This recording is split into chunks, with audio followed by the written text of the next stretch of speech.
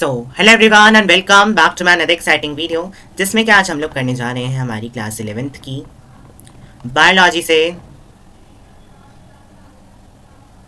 Chapter anatomy of flowering plants के most important objective type questions, जिसमें कि मैं आपको बहुत सारे क्वेश्चन इस वीडियो में प्रैक्टिस करा दूंगा।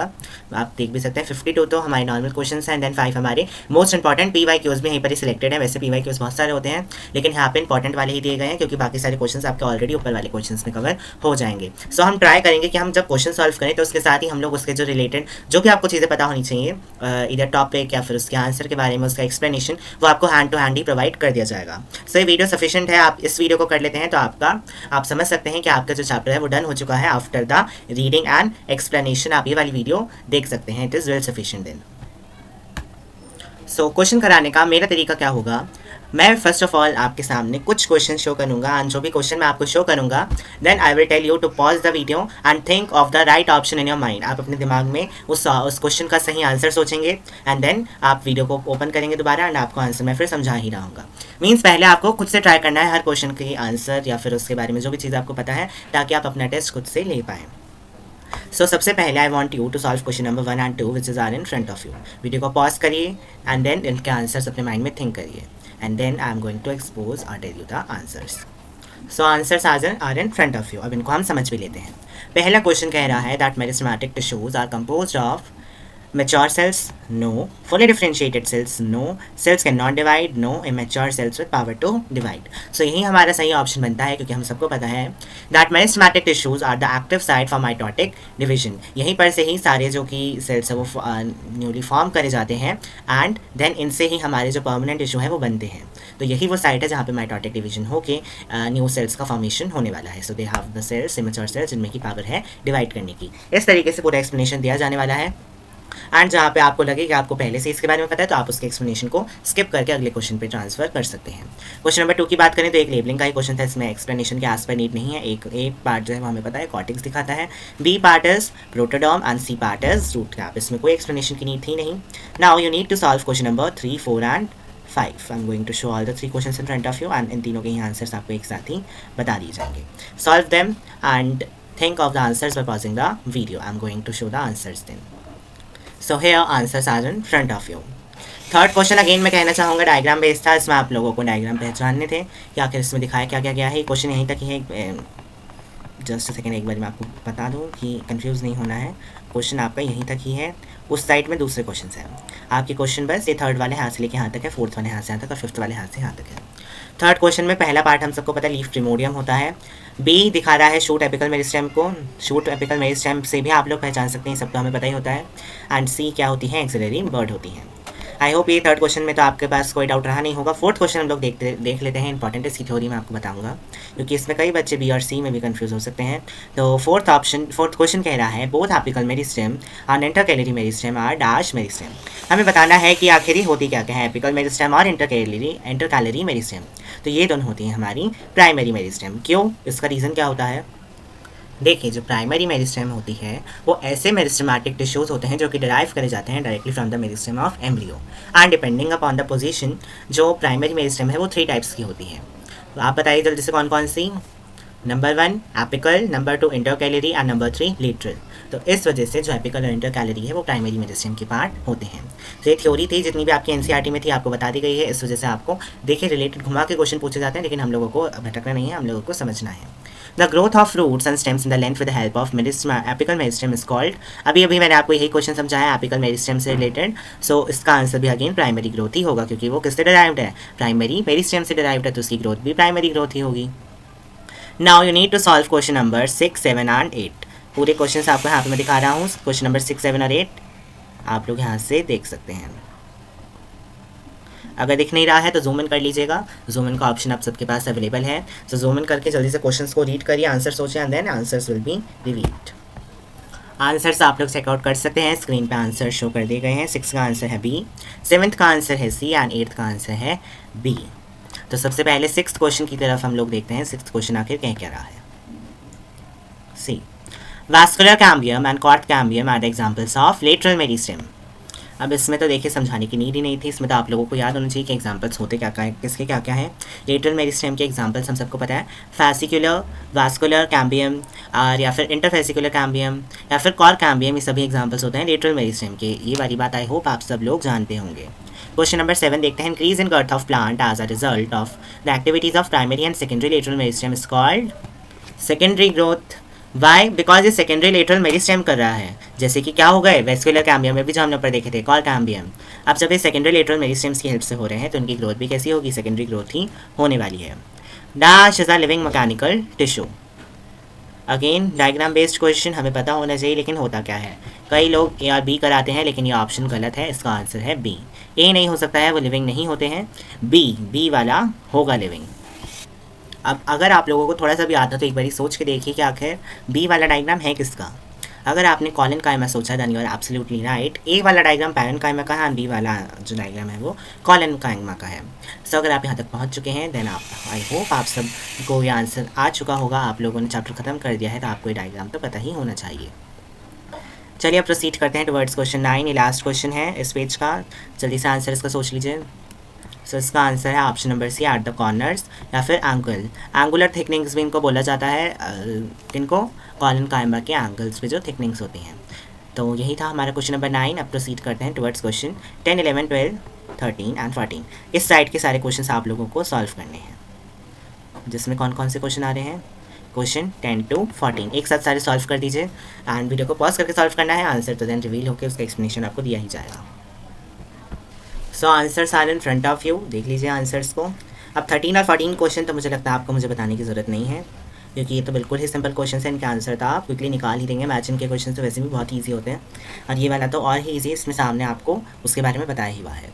जहाँ तक बात रही क्वेश्चन नंबर 10, 11, 12 की, तो वो मैं आपको एक्सप्लेन कर देता हूँ। देखिए question number 10, the given fruit is present in, किसमें ये वाला फ्रूट चुकी है, the given figure is present in, so there is a mistake in the question. यहाँ पे the given figure is present in तक ही क्वेश्चन है, ये फिग बाद में नहीं है, इन तक ही ये क्वेश्चन हमें देखना है। तो ये डायग्राम आखिर है किसका, ये डायग्राम है स्क्लेरेट्स का। स्क्लेरेट्स के बारे में आप लोग सोचे आखिर स्क्लेरेट्स होते क्या हैं। ये बहुत ही ज़्यादा थिक डेड स्क्लेरन कायमा सेल्स होते हैं जिनमें कि बहुत ही नैरो, बहुत पतली पतली जो कि हैं कैविटीज़ प्रेजेंट होती हैं। और ये इस तरीके के जो स्क्लेरेट्स हैं, स्क्लेरेट्स की स्पेलिंग यहाँ पे थोड़ी सी गलत हो गई, यहाँ पे ई के बाद आई आएगा यहाँ पे स्क्लेरेट्स। सो ये प्रेजेंट किस किस में होते हैं, फ्रूट वॉल्स ऑफ नट्स में प्रेजेंट होते हैं, बिल्कुल ग्रेट ऑफ गुआवा एंड पियर में प्रेजेंट होते हैं, सीड कोट ऑफ लेग्यूम में भी ये प्रेजेंट होते हैं, और भी कई चीज़ों में हमें देखते हैं बट उनका नेम नहीं दिया गया है, देन इट्स ओके। बट यहाँ पे जितने भी दिए गए हैं उनमें तो ये होते हैं, इसलिए आंसर होगा all of these. Question number 11. Which of the following tissue has dead cells with thick and lignified cell walls having a few and numerous pits? So हम सबको समझ में आ रहा है कि यहाँ पे स्क्लेरन कायमा की बात कर रहे हैं। क्यों? क्योंकि स्क्लेरन कायमा की जो सेल वॉल है वो बहुत थिक होती है, जिसमें कि कोई प्रोटोप्लाज्म नहीं होता है। ये जनरली डेड होते हैं और उनके जो पिट्स हैं वो जनरली सिंपल और ऑब्लीक होते हैं। तो इस वजह से यहाँ पे स्क्लेरन कायमा ही फिट हो रहा है, इस वजह से हमने स्क्लेरन कायमा को टिक करा है। Given figure shows which of the following sales, ये तो बहुत ही इजी क्वेश्चन है, क्लास 10 से आप लोग पढ़ रहे हैं, आई डोंट थिंक ये भी बताने की जरूरत है, क्वेश्चन 12 भी आप लोग खुद से ही कर सकते हैं। जाइलम वेसल की पिक्चर हमें दिखाई गई है। अगले क्वेश्चन देख लेते हैं। अब आप लोग फटाफट से क्वेश्चन 15 से 20 तक सारे सॉल्व कर लीजिए, किसी पेज पे सॉल्व कर लीजिए, बिकॉज एक एक कराऊंगा मैं तो बहुत ज़्यादा लॉन्ग वीडियो हो जाएगी। इतनी लॉन्ग वीडियो नहीं हमें चाहिए, हमें चाहिए कि हम कम टाइम में ज़्यादा चीज़ें समझ पाएँ। इस वजह से आप लोग इन सब के आंसर्स पेज पे नोट डाउन कर लीजिए या फिर कमेंट सेक्शन में आंसर को सेंड कर दीजिए, ताकि आप लोग अपने आंसर चेक कर पाएँ विद ABC एंड D, ऐसे करके आप लोग कमेंट सेक्शन में ही लिख सकते हैं। सो चलिए अब आंसर्स रिवील कर देते हैं। So here are the answers in front of you, देख सकते हैं आप लोग आंसर्स। अब इसमें से अगेन मैं आज जब मैंने क्वेश्चन पढ़ा सो आई थिंक आप लोगों को मुझे क्वेश्चन नंबर 18, 19 एंड 20 बताने की, समझाने की कोई नीड एज सच है नहीं, क्योंकि इसमें ऑलमोस्ट सेम ही चीज़ें हैं और सीधी सीधी चीज़ें हैं, कुछ घुमा फिरा के पूछा नहीं हुआ है। इस वजह से ये वाले क्वेश्चन आप लोग खुद से ही अटैम्प्ट कर सकते हैं। क्वेश्चन 15, 16, 17 मैं आप लोगों को बता देता हूँ। ये वाले क्वेश्चन कुछ इंपॉर्टेंट टाइप के हैं, कुछ इसमें ऐसी चीज़ें जो आप लोग शायद भूल जाए, तो उनको मैं आपके लिए एक्सप्लेन कर देता हूँ। Which of the following conditions of xylem is present in both monocot and dicot stems. तो हम लोगों को बताना है कि ऐसी कौन सी कंडीशंस है जो दोनों में ही प्रेजेंट होती हैं in respect to the xylem.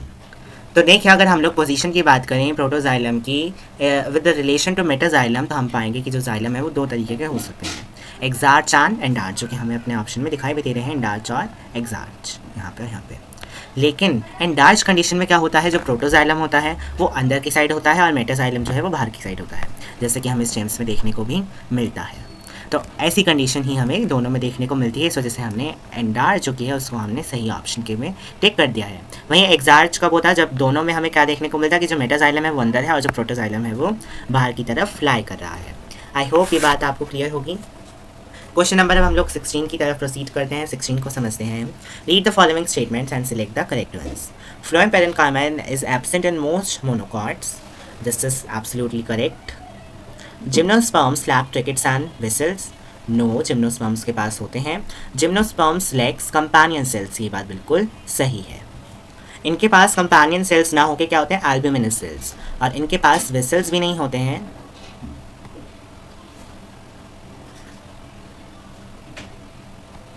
Except for जेनेटम, but इनके पास वेसल्स की जगह ब्रैकेट्स होते हैं। तो जो सेकंड वाली लाइन है वो ऑटोमेटिकली जो कि है गलत हो जाती है इस वजह से। अब आ जाते हैं हम लोग नेक्स्ट क्वेश्चन, क्वेश्चन नंबर 17 पे, जिसमें हमें सिलेक्ट करना है गलत पेयर विद द फॉलोइंग। तो ये भी हमारा ऑफ कोर्स हम 17 क्वेश्चन खुद से ही कर सकते हैं। इस वाले क्वेश्चन को भी बताने की I don't think as such कोई नीड है। सो 17, 18, 19 एंड 20 आप लोग एक बार दोबारा यहाँ से देख लीजिए। अगर कोई डाउट रह गया है तो कमेंट सेक्शन आपके लिए ओपन है, आप लोग पूछ सकते हैं। अब आप लोग सॉल्व कीजिए question 21 to 25। So here are the answers in front of you. पहला क्वेश्चन देखते हैं 21।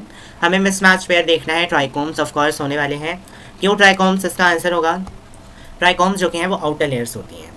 अब ये प्रोटेक्टिव नेचर इनका होता है, ये क्यूटिकल के साथ चेक करती हैं water loss of the air parts, they don't cause the water loss. इस वजह से ऑप्शन गलत हो जाता है। देखिए वाटर लॉस था, कई बच्चे ये सोचे कि ये वाला टॉपिक वाटर लॉस के साथ कनेक्टेड है, इसको आप आंसर सही सोच लेते हैं, लेकिन ऐसा नहीं है। यही वाला ऑप्शन हमारा मिसमैच्ड है, यहीं पर ही इन्होंने गलती करी है।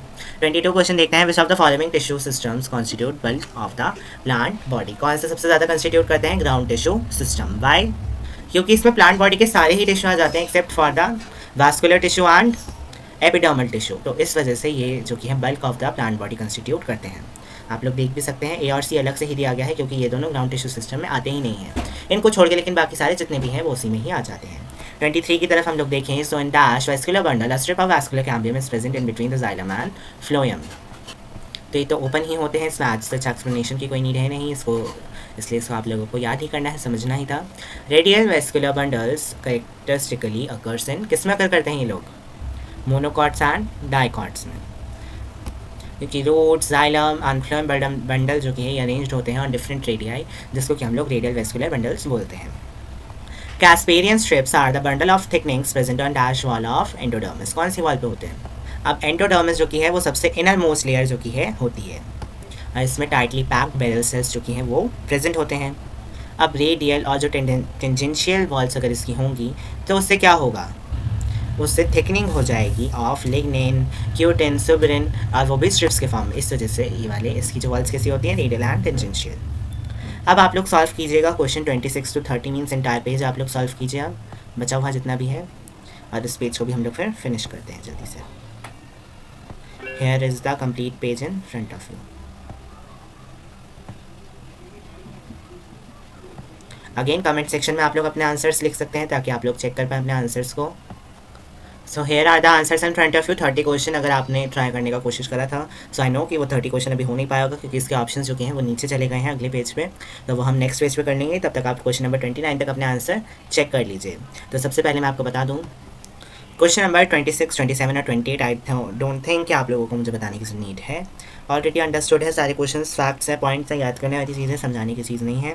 क्वेश्चन 29 लेकिन डेफिनेटली आप लोगों को बताया जाएगा। क्वेश्चन नंबर 29 देखिए ध्यान से।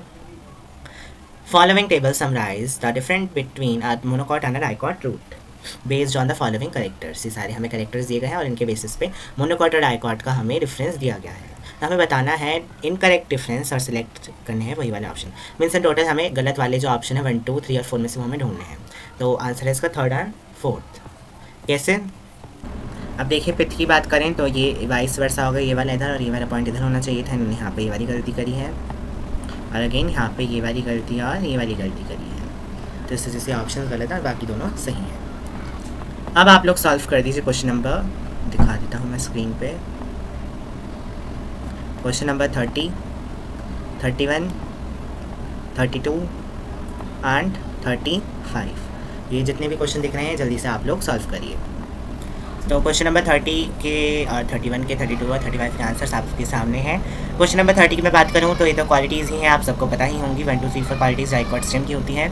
क्वेश्चन नंबर 31 देख लेते हैं। तो 31 क्वेश्चन भी हमारे एक फैक्ट है, एक पॉइंट है जो कि आपने अपनी थ्योरी में पढ़ा होगा कि मोनोकॉट स्टेम के बाहर एक स्क्लेरन मेटाशीट प्रेजेंट होती है जो कि इंक्लोज करती है वेस्कुलर बंडल में, एंड यही बहुत ज़्यादा वेल डेवलप्ड होती है। तो वो किस में होती है? मोनोकॉट स्टेम में होती है। ये वाली बात आप लोगों को याद करनी थी, पॉइंट था, थ्योरी थी, इस वजह से इसमें और कोई एक्सप्लेनेशन की नीड है नहीं। क्वेश्चन नंबर 32 देखें तो हमें इनकरेक्ट स्टेटमेंट देखनी है with the typical मोनोकॉटिलेडनस stem.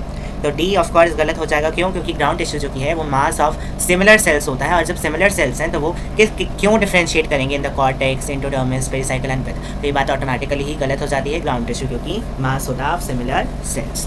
Question 35 पे आ जाते हैं।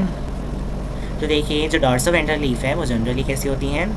हॉरिजॉन्टल होता है उनका ओरिएंटेशन, और वो डिफरेंशिएट करती हैं in the upper part called adaxial and lower part called abaxial. So इस वजह से इसका ऑप्शन जो कि है वो ए वाला ऑप्शन होने वाला है, इडेक्शियल एंड इबैक्शियल। तो अब आप लोग सॉल्व करिएगा क्वेश्चन नंबर 33, 34 एंड 36। 3 क्वेश्चन आप लोगों को सॉल्व करने हैं। 37 अभी नहीं करना है, उसका हाफ पार्ट उसके जो ऑप्शन है वो नीचे चले गए हैं, तो इसलिए आप लोग 34, 35, 33, 34 एंड 36 सॉल्व कर लीजिए। सो देखिए तीनों ही क्वेश्चंस के आंसर आपको रिवील हो चुके हैं। तीनों ही क्वेश्चंस लेबलिंग के थे, एक्सप्लेनेशन जैसे इसमें कुछ है नहीं। सो तीनों ही क्वेश्चंस में लेबलिंग थी, वो आपके सामने ऑलरेडी शो कर दी गई है। लेबलिंग्स आप लोगों को खुद से ही याद करनी पड़ेंगी, इसमें कोई ट्रिक नहीं है। 37 भी आप लोग हैंड टू हैंड ही देख लीजिए, इसको भी आप लोग सॉल्व कर लीजिए। क्वेश्चन 37 एंड ये वाला क्वेश्चन भी हम लोग सॉल्व कर लेते हैं। क्वेश्चन नंबर 42 में आपको ये वाली फिगर दिखाई दे रही है एंड इसके नीचे ये ऑप्शंस लिखे हुए हैं, इसको भी सॉल्व करिएगा, और क्वेश्चन नंबर 37 को भी सॉल्व कर दीजिएगा। 42 क्वेश्चन कह रहा है कि आपको P Q R S T बताना है कि आखिर क्या क्या शो कर रहे हैं। 2 क्वेश्चन को सॉल्व कीजिए, और इस इन डायग्राम्स के क्वेश्चन के भी आंसर आप लोग फटाफट से सोच लीजिए। आंसर्स दिन मैं आपको शो कराऊँ। सो आंसर शो हो चुके हैं क्वेश्चन 37 एंड 42 के। आई होप आपने भी यही आंसर्स लिखे होंगे। कहीं भी डाउट आ रहा है किसी भी डायग्राम में भी तो वो भी आप लोग पूछ लीजिएगा। 42 क्वेश्चन हाथ से हो चुका है, अब सॉल्व कीजिए question 38, 39, 40 and 41 and here also. ये सारे ही क्वेश्चन आप लोग यहाँ तक सॉल्व कर दीजिए टिल क्वेश्चन 47। ये पेज भी देना हमारा डन हो जाएगा। क्वेश्चन 38, 39, 40, 41 एंड देन 43, 44, 45, 46 एंड 47 सारे क्वेश्चंस के आंसर फटाफट से कमेंट सेक्शन में लिख दीजिए। तो चलिए आंसर्स करना स्टार्ट करते हैं। जिन जिन क्वेश्चंस में मैंने सर्कल लगाया है उससे आई डोंट थिंक आप लोगों को एक्सप्लेनेशन की नीड है, एंड बाकी सबके आंसर्स मैं आपके सामने शो कर रहा हूँ। तो क्वेश्चन नंबर 38 देख लीजिए। 38 भी हमने नहीं करा हुआ है। 38 क्वेश्चन में क्या कह रहे हैं? Study the following statement regarding the anatomy of isobilateral leaf, और हमें करेक्ट वन बतानी है। तो वैसे जिनको पता है उनको पता होगा कि फर्स्ट और सेकंड सही ऑप्शन है एंड थर्ड और फोर्थ गलत है, क्योंकि वैस्कुलर बंडल जो कि हैं वो कॉन्जॉइंट होते हैं, ना कि रेडिकल, एंड कोलेटरल भी होते हैं। वहीं फ्लोएम की अगर हम लोग बात करें तो वो डैक्शली नहीं एबैक्शली प्लेस्ड होता है, इस वजह से थर्ड और फोर्थ वाले गलत हो जाते हैं। 39 पे आ जाइए। Dicot stems cambium present between primary xylem and primary phloem is both vascular cambium and intravascular cambium. ये नैरो स्ट्रिप्स की फॉर्म में प्रेजेंट होता है in the primary meristematic cells of xylem and primary phloem. Then question number 40 की बात करें। Matured dicot stem which has undergone secondary growth, youngest layer of secondary xylem is situated just inner to the vascular cambium. So ये वाला तो हमारी एक बहुत ही बड़ी थ्योरी है एनसीईआरटी की, जिसको कि मैं आपके लिए चले रीड भी कर देता हूँ। First let me take out the theory and then I am going to read, because ये एक फैक्ट है, एक पॉइंट है जो आप लोगों को याद ही करना है। So here I have the theory for all of you. मैंने निकाली है एनसीईआरटी की थ्योरी एंड देखिए। The cambial ring present between the primary xylem and primary phloem becomes active and begins to cut off new cells. वो new cells बना के उनको जो कि है कट ऑफ करना स्टार्ट कर देती हैं, both towards the inner and outer sides, बाहर भी भेजते हैं अंदर भी भेजते हैं। And the cells cut off towards pith mature into the secondary xylem, और जो सेल्स कट होके पिथ की तरफ जाते हैं वो क्या बन जाते हैं? सेकेंडरी जाइलम बन जाते हैं, और जो कट ऑफ होके पेरीफेरी की तरफ जाते हैं वो सेकेंडरी फ्लोएम बन जाते हैं। सो ये थी इसकी पूरी रिलेटेड थ्योरी इस वाले क्वेश्चन की, जो कि मैंने आपको बता दी है। एंड एनसीईआरटी से एक बिल्कुल क्रिस्प थ्योरी बताई है ताकि आप लोग और कहीं कंफ्यूज ना हो। अब मैं आ गया हूँ क्वेश्चन नंबर 43 पे। बताया था मैंने कि 41 क्वेश्चंस जो कि है उसमें आज कुछ एक्सप्लेनेशन की नीड है नहीं। 43 क्वेश्चन क्या कह रहा है? As compare to spring wood, autumn wood has fewer xylary elements with narrow vessels. So कई लोग कह रहे हैं कि ये वाला जो टॉपिक है वो कट हो चुका है विद द नीट सिलेबस, लेकिन आज सच इसमें से कुछ कट भी नहीं हुआ है, क्योंकि ये वाली चीज़ें हमें पढ़नी ही पड़ेंगी, क्योंकि वी नेवर नो कि इसमें से क्वेश्चन आ जाए, क्योंकि ये वाला टॉपिक अभी भी कई सारे फेमस इंस्टीट्यूट्स एंड बहुत सारे फेमस टीचर्स कह रहे हैं that we need to study this topic. So इस वजह से आप लोगों को भी ये वाला टॉपिक पढ़ना ही पड़ेगा। दो कहीं टीचर्स ये भी कह रहे हैं कि ऑमिटेड है, but just for the sake of being confident and with each and everything हम सारी चीज़ें कवर कर लें। इस वजह से I want all of you to finish this topic also. इस वजह से इस वाले टॉपिक्स में जितनी भी थ्योरी भी है वो भी मैं आप लोगों को बता ही रहा हूँ। तो चलिए इसकी भी थ्योरी रीड कर देते हैं, because I have the book, so मैं साथ ही में इसकी भी थ्योरी आपके लिए रीड कर देता हूँ। So let me first find it out. This related theory I'm going to read. In the spring season, cambium is very active and produces a large number of xylary elements having vessels with wider cavities. The wood formed during the season is called spring wood or early wood. In winter, the cambium is less active and forms fewer xylary elements that have narrow vessels, and this wood is called autumn wood or late wood. तो मैंने आपके लिए इसकी भी related theory read कर दी है, दो अभी हमें इसका कंफर्मेशन है नहीं कि ये वाली थ्योरी जो की है वो आएगी कि नहीं आएगी, बट स्टिल हम लोग एक सेफ कॉर्नर के लिए इसको भी रीड कर लेंगे ताकि हम कुछ भी ना छोड़ें। 45, 44, 45 आप लोग खुद से देख सकते हैं। एंड 46 में आपको बता देता हूँ, bark does not include secondary xylem. क्यों? क्योंकि बार्क में सारे टिश्यूज़ होते हैं except for the periderm and not periderm, vascular cambium. Means vascular cambium के एक्सटीरियर में जितनी भी चीज़ें हैं वो इसमें आ जाती हैं। अब उसमें पेरिडर्म भी आता है, सेकेंडरी फ्लोएम भी आता है, and cork cambium, cork, secondary cortex, ये सब आते हैं, बट इसके इंटीरियर जो होते हैं वो नहीं आते हैं। किसके इंटीरियर? वैस्कुलर कैम्बियम के इंटीरियर। तो इसलिए सेकेंडरी जाइलम इसका आंसर हो जाएगा। देन 47 आई डोंट थिंक बताने की नीड है। अब यहाँ पे आप लोग फिनिश कर दीजिए क्वेश्चन टिल 52। सो आंसर्स आपके सामने हैं। आई डोंट थिंक क्वेश्चन नंबर 48, 50 या 51 के आंसर्स मुझे आप लोगों को बताने की नीड है। नीट अगर आप लोगों को लगती है इंडिविजुअली तो कमेंट सेक्शंस में बार बार हर क्वेश्चन के बाद कह रहा हूँ कि ओपन है, आप लोग वहाँ पे जाकर लिख सकते हैं। आपकी जो भी क्वेरी हो आपकी क्वेरी रिजॉल्व कर दी जाएगी। पर बात करें क्वेश्चन 49 एंड 52 की, तो इनके आंसर्स मुझे आपको देने पड़ेंगे। इसका एक्सप्लेनेशन थोड़ा बहुत डिटेल में इसको जाना पड़ेगा।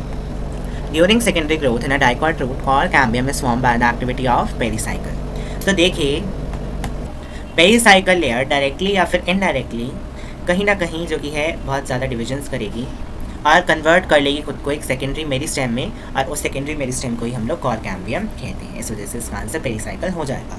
वहीं क्वेश्चन नंबर 52 को हम लोग देखें तो secondary growth usually does not occur in, किसमें नहीं होती है।